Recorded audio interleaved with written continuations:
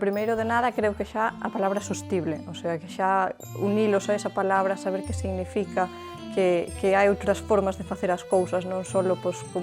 como eles coñecen e como se fixo sempre, que hai maneiras de facer as cousas de forma máis respetuosa co medio no que vivimos, cuidando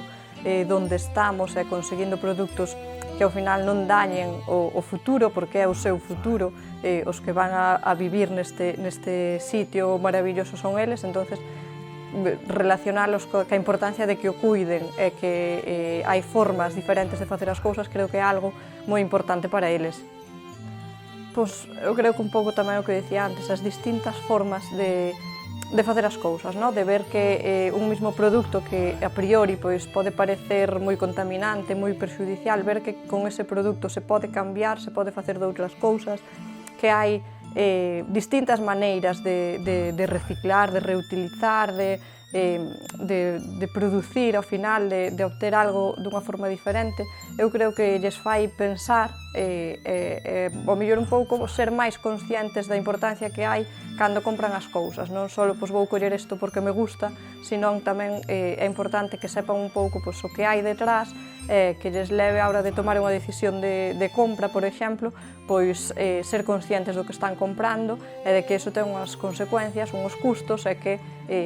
cada día estamos intentando facer mellor as cousas e que intenten sumarse tamén a esa intención de mellorar as cousas para mellorar o noso futuro e fabricar de unha forma diferente.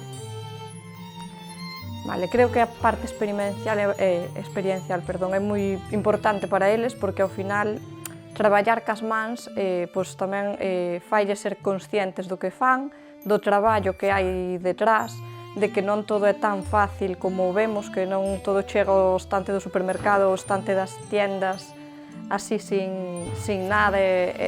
con un traballo moi rápido, que facer algo moi pequeniño ten moitas horas de traballo detrás, moito esforzo detrás, e que esteñan aquí ou poidan experimentar por si mesmos, creo que fai que ese mensaxe chegue máis fondo que se tú llo contas nunha clase, porque ao final o que eu lle conto na clase, mañá acórdanse ou non, e desto viven o cas súas mans, experimentan, e queiras que non é algo que sempre lles vai quedar aí para o futuro.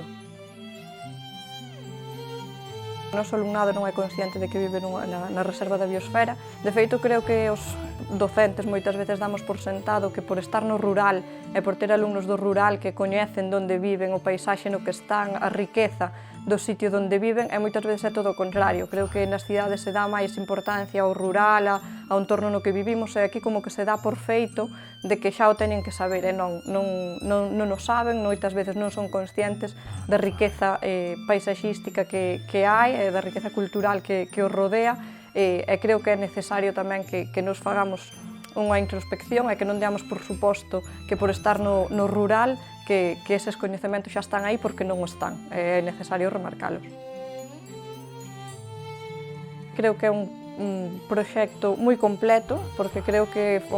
unir teoría e práctica failles aprender máis, failles que presten máis atención tamén. Creo que ao final